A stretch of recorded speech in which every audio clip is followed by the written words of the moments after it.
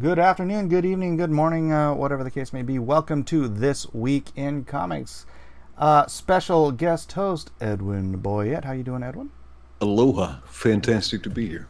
Fantastic to have you here, sir.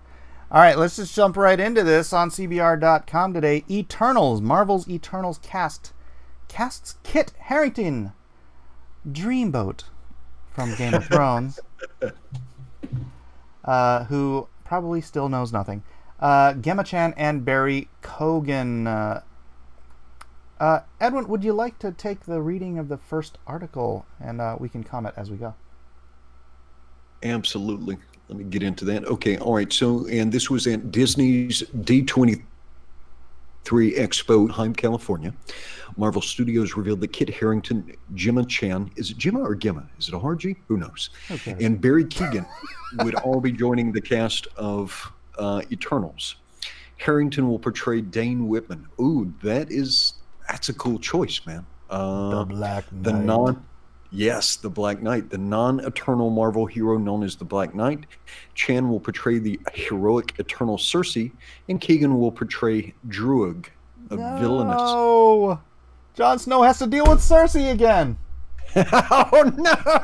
Oh no! Oh no! Let's see. All right, what else? What else does CBR say here? Created by Jack Kirby. All right, Mr. Kirby.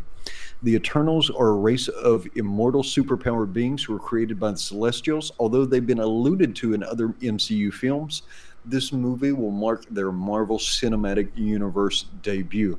I tell you what, after finding out Kit Harrington is going to be playing the Black Knight, I was kind of indifferent to this movie. Now I want to see it, brother. You know, I hear the Black Knight always triumphs. None shall pass. I'm invincible. You're a loony. That is a Monty Python reference for you millennials. You can look it up. Based on an older character and concept created by Stan Lee and Joe Manley in the 1950s, the modern Black Knight Dane Whitman was created by Roy Thomas and George Tuska in 1967's Avengers number 47. I'm going to have to go read that today then. Yeah. After inheriting the ebony blade, a cursed mystical sword, Whitman became the heroic Black Knight and joined the Avengers to restore honor to his family. Man, we just need a White Walker now. It's going to be Game of Thrones Marvel style. Is it Valerian Steel? We will find out. Right. Let's see. Both Black Knight and Cersei served on the Avengers together in the 90s, where they had a somewhat tumultuous romantic relationship. Directed by Chloe Zhao, with a screenplay by Matthew and Ryan Firpo. Interesting. I wonder if they're targeting it I wonder if they're going to make it accessible to the Chinese market.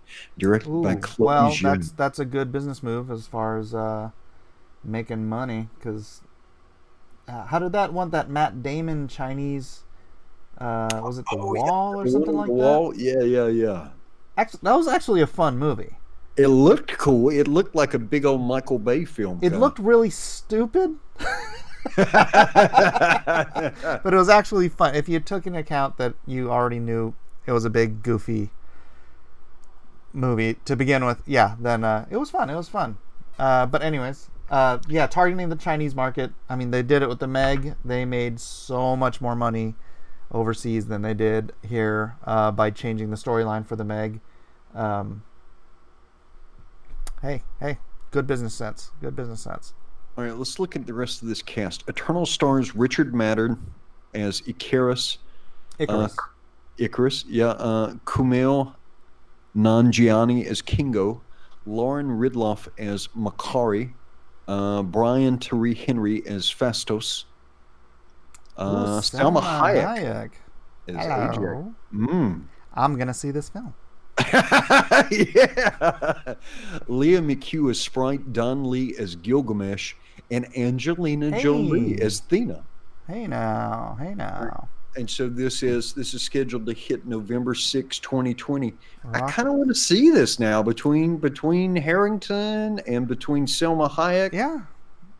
That sounds like some pretty solid casting. What is Black Bolt's real name? Oh my gosh. And why is... I don't know. We're going to lose nerd cred for this. Yeah. But he's Inhuman. He's not... What's he got? Oh, to that's do with right. the That's Eternals? right. Why am I trying to make him an internal? Okay. Yeah, don't Yeah, confuse. yeah, yeah. And that Inhumans thing, that's one of the Marvel Creative Universe things we just don't talk about here. yeah. Holy cow, what a train wreck that was. Anyways, that was that. Any other last words on this one? I do want to keep this moving. No, just Kit Harington as the Black Knight seems like just a fantastic choice. It's So now great. It is I'm great stoked casting. about this. Yeah. Great casting. Let's see. We got Disney reveals first clip of new. Nah, pass. Anthony Mackie claims he won't be Captain America. I'm clicking on that. What? They're not going to do the Falcon one? I don't know. Let's read it. This is all. So we haven't gone through these yet, ladies and gentlemen, or we haven't read the stories anyway. So let me read this here. The Avengers Endgame, the end of Avengers Endgame saw an aged Steve Rogers handing his iconic shield off to Sam Wilson Falcon, while Bucky is standing right behind him. Right.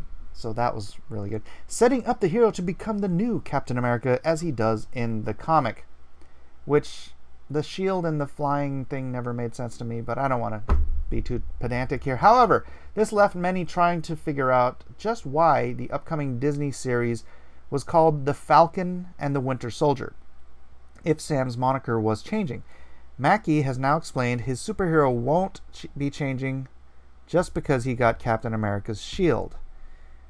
Variety asked Mackie if the title to the show should be changing now that he's Captain America. He replied, "No, I'm the Falcon. I will always be the Falcon. My moniker will stay the same." And honestly, I mean, he doesn't have any superpowers. He's not... he's got wings. That's his superpower. He's got a pack of wings on his back. I think this is a pragmatic choice. Yeah. I think this is a pragmatic choice because the movie, because the scale of the movies is so much larger, and you know, people might see an MCU movie and then it might be 6 months, a year before they see another one. I think they don't want to confuse audiences. And so since Captain America, is Steve Rogers to most of the movie-going audience, I think they're just keeping it simpler for him. Yeah. Well, that makes sense, but I think my argument that how's the Falcon in the comics doesn't have superpowers either, does he? No. Just as so well. How can you can't just hold a shield and be Captain America. In the 1970s, Falcon could have like a mental link with a Falcon, and I think he could talk to other birds. Falcon. So he's like Aquaman of the air. Yes. Yes, he is the bird whisperer. You know what? I got the what was it, 1985, 86 Falcon miniseries, but I only bought it because Paul Smith drew it. You know, Paul Smith, one of my favorite artists. But I was just never a fan. I like him as a sidekick. Yeah. His being Captain America, though, I mean, give it to Bucky. Though I do think that could be a good movie because I like the Winter Soldier character. So hopefully they have a good plot for that because I think that could be an entertaining movie. Yeah, I'm not going to write it off. But let's move on. Tell me what article you want to go to there. Let's go to prison, man. Let's go to prison. Go to Prism? Yeah. .com? Wait, no. You're still on here. Like a gay website. No, the title of the article is Florida Prisons Ban Watchmen and, How to Draw Comics the Marvel Way. How far down is that? August here we go. Yeah. I am. All right, I'll let you handle this one. Okay, Florida state prisons have banned several comics and graphic novels, including Absolute Watchmen, Adventures of Superman, Blade, The Walking Dead, and well, that's probably for the best. The Walking Dead's terrible. Yeah. Well, there's prison scenes in there too, so that kind of makes sense. And Stan Lee's How to Draw Comics the Marvel Way. Wow. What? I guess, man. Maybe there's something subversive in there, or maybe they're just trying to. But it's Stan Lee's. It's not like a modern Marvel How to Draw Comics the Marvel. That is bizarre. Okay, see if they understand, if they give a reason for it here. According to the Comic Book Legal Defense Fund, a nonprofit organization dedicated to protecting the First Amendment rights of comic creators and publishers, the state claims that the comics are a threat to the safety and security of the prison. How to Draw Comics the Marvel Way is a threat to the safety and security of the prison? I guess. What did I miss? What did I miss in that book? Where's my copy? Right? Does it teach you how to break out of prisons or something? I forget. Is it like the Shawshank Redemption? They don't want you to draw like a big old print. They just don't want you to crawl through the sewers, I guess. You draw that big old poster on the walls to disguise your little tunnel that you're digging there. There you go. There you go. All right. This is not the first time the Florida prison system has found itself wrapped up in a publication ban scandal. The state has been fighting a battle with Prison Legal News, a prisoner's right publication, over a statewide ban on its publication in Florida jails. Well, man, if you couldn't publish Prison Legal News inside the jail itself, I imagine that there's not a large audience for it outside the prison population. Kind of a targeted audience. Maybe they didn't want people in the prison learning that there are laws. I got nothing. Sorry. I thought I knew where I was going. All right, so PLN, and that is the Prison Legal News, has accused the state of using the ban to stop publications that are critical of the prison system from reaching prisoners. Other publications, other banned publications include the Disciplinary Self-Help Litigation Manual, the Federal Prison Handbook, Coming Out of Concrete Closet, Danish, A Complete Guide for Beginners. Man, what? Who knows what mysteries? And Advanced Dungeons and Dragons. Advanced Dungeons and Dragons. We're gonna need you to get back in your cell. I'm a level 23 barbarian. You can make a saving throw, Warden. I cast the teleportation spell. I'm out of here. I cast magic missile. Well, I guess if you could cast that unseen hand to pick the locks, or or the teleportation spell, that would be dangerous. Oh no. But How to Draw Comics, I've got to go back and look at that today and see what kind of subversive stuff Stan Lee was putting in there. Seriously. Yeah, I'm drawing a complete blank. What on earth reason would they not let people learn how to draw comics? I don't know. Let's see. I'm not going to click on this, but I just think it's funny. The article says Artgerm teases his X-Men #1 variant cover, and then they show a cover by someone who's not Artgerm. This looks like a Leinil Yu cover, perhaps. Yeah, doesn't look like Artgerm. That is not Stanley Lau. Sorry. Was the Son of Satan originally going to star just Satan? What? You know what? I'm clicking on this. I gotta know. Inquiring minds want to know. Whoa. Is that the Son of Satan on the left there? Yeah. Oh man, did he just get a proctological examination gone bad? Look at those eyebrows. Oh, well, those are the Satan eyebrows. Don't you know? And the devil on the right looks like he's getting ready to do karaoke. I won't rock. Highway to hell. Okay, let's try it. Welcome to Comic Book Legends Revealed. This is the 745th installment. Blah blah blah.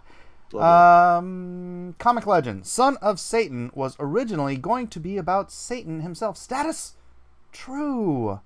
Recently, I wrote about the evolution of the name of Damon Hellstrom. Is it Damon? I thought it was Damien. The Son of Satan, who is about to star in a TV series where he is renamed Hellstrom. Literally taking, with one L. Literally taking the hell out of Hellstrom. On Facebook, my pal Avash. This is terrible writing for an article. Yeah. I just gotta say. Apologies to whoever wrote this. Apologies for those eyebrows. Let's go look at those eyebrows again, because somebody thought this was a good idea. What? I can't believe it's not butter. And he's got like a military star on his chest, not like a pentagram. Yeah, that's... He's very patriotic, this one. Yeah. Okay, I gotta read the rest. On Facebook, my pal Avash asked why I didn't discuss an interesting aspect of the creation of the character, and the simple answer is that I was planning on running this comic book Legends Revealed when CBR asked me to write the Hellstrom name article, and I figured I'd save that part for now. So here we are. Why was this necessary? I don't know. This is so... Okay, all right. Okay, let's set the scene. In the early 1970s, the Comics Code has been relaxed, and now that the horror-themed characters are allowed under the code, Marvel has responded to this new allowance by releasing a bunch of new horror-themed characters that went over well with readers, such as Werewolf by Night, the Moon. No, you have to read this. The moon. It's so full, so bright. And I'm starting to change again. Turning into... Night of Full Moon. Night of Fear. Ghost Rider. Is he alive or dead? A legend is born. The Tomb of Dracula. Classic. Dracula is the most notable one because that was the basic setup that Stan Lee wanted for a new series that would be called The Mark of Satan, a la Tomb of Dracula. And again, it would be about good guys trying to fight against Satan. Roy Thomas, though, thought it was too soon for a comic book literally starring Satan. I can imagine, man, if I had tried to walk through the door with this comic book, my mother probably would have broke about 5 wooden spoons on me. And you know what? I was raised agnostic at this point in my life. I didn't care. I had no interest in this whatsoever. What year did this come out? I don't remember. I don't know, but no, I've seen Son of Satan stuff when I was a kid in the stores, and I'm like, why? I'm like, I didn't even care about any of that stuff, and I'm like, I have no interest in anything with Satan or son of on the cover. So I literally know nothing about this character because I was so off-put by the concept, even as a young agnostic child. Oh man, where is he going to in that chariot? Is he going to a disco? He's I don't know. Are these the 3 horses of the apocalypse or something? Gil Kane. He then pitched the idea for Son of Satan instead, and Stan, in effect, told him, As long as it includes Satan in the title. and so the Son of Satan was born. Good move, Stan. Good move. Maybe How to Draw Comics the Marvel Way, maybe it had some rituals from the Necronomicon in it or something. Maybe that's why it's banned in the prisons. I just wonder why Son of Satan is not banned in the prisons. Oh. Come on. If you're going to ban something in the prisons, I think Son of Satan is a good choice. Down into the You're depths of interrupting the hell, recording. he rides to face the devil himself. Woo. All right, let's do one more article. What's dealer's choice? Dealer's choice, or your choice, either way. All right, let's look real quick. It seems like there's a new... Oh, this is interesting. Now, this is from August 22nd, and I'm kind of surprised at this. You might have to scroll down a little bit. It says Marvel Star Wars series ending in November. I wonder why. I don't see it. Oh, Star Wars. I'm under comic news, so you might have to make sure you're in the comic news tab. Oh. Why you gotta mess me up, man? Sorry, man. Bing. Comic news. And then it's August 22nd. Just kind of curious about this because this has been a fairly long-running series for them that has a pretty consistent readership. All right. Oh, that's probably a Phil Noto cover. That's nice. Anyways, all right. Read away, Edwin, my man. Okay, Marvel Star Wars comic series will end in November. According to a solicitation from the publisher, writer Greg Pak and artist Phil Noto's Star Wars number 75 will be the final issue of the long-running series, which launched in 2015. Wow. At this time, there's no indication if Marvel will feature another mainline Star Wars book in the future, though it seems likely considering the popularity of the franchise in the upcoming Star Wars: The Rise of Skywalker. This is kind of a weird choice because this sells 25,000 to 30,000 issues every month like clockwork. Is there some sort of a royalty deal that we don't? I mean, Marvel is owned by Disney. Maybe. So maybe there is some sort of a kickback, and Disney's like, yeah, you're not making enough money off of this. But as bizarre as it sounds, this is one of Marvel's most continually published titles at this point, because everything else and its brother has been rebooted. Let me dive over to Comic-Con real quick. And I'm not an absolute Star Wars hater like a lot of the guys we talk to. But, no, and some of the comic books are quite good. I know, but this must be hurting. I mean, the crap they're doing in the rest of the Star Wars universe must be hurting the sales on this, or at least doing something, because stores are buying this. This doesn't mean that books are going into people's hands. It means books are going into shops. That's all it means. Yeah, I thought I was right. So I'm on Comic-Con. July, it's a bi-monthly. So in July saw the publication of issue number 6968. Oh, does even better than I thought. Number 68 sold 42,620. 69 sold 35,178. But it is the highest numbered Marvel publication in existence right now, because everything else has been rebooted, restarted, right? Right. So with a continuous run that hasn't had any monkey business with the numbering, yeah. Can you do a check real quick? What did Star Wars #1 sell? What was it, 4 or 5 years ago? Did it say what year? 2015? Yeah, we can get there. Because I remember that did bananas, and maybe that's what Disney was expecting. Let's see. Let me try July. So what is the drop off from #1 to today? Star Wars. Okay, that was number 7. Wow. Issue number 7 of Star Wars in 2015 sold 160,000 copies, Mike. Issue number 7. Issue number 7. Issue number 7 is 3 months beyond the how's it gonna do level, right? So in comics, you solicit a book. Stores usually order a crap ton of the new book, right? Wow. And then they cut their orders by 40 to 60% for issue 2, and they cut it again for issue 3 because they think people are going to buy #1s. They don't know how it's going to do. By issue 4, stores have a relatively good idea of how many people are going to be buying the book, and so that's where they set their numbers. You're talking 3 months after that. Let me share my screen because this is going to knock your socks off. So I'm on Comic-Con. All right. I'm on Comic-Con, which tracks the number of comic books that are sold by Diamond distributors to comic book stores. Let me highlight that. 1,073,027,000 copies of #1. Wow. So you can see why Disney might look at these numbers and then be like, what, you're selling how many? 40,000? Yeah, but if you go to monthly comic sales for the year 2019, July is the most recent month, right? I tell you what, though, 2019 is going to be up. I'm doing some estimates, and maybe we can do this next time. I believe August is going to be an up year or an up month.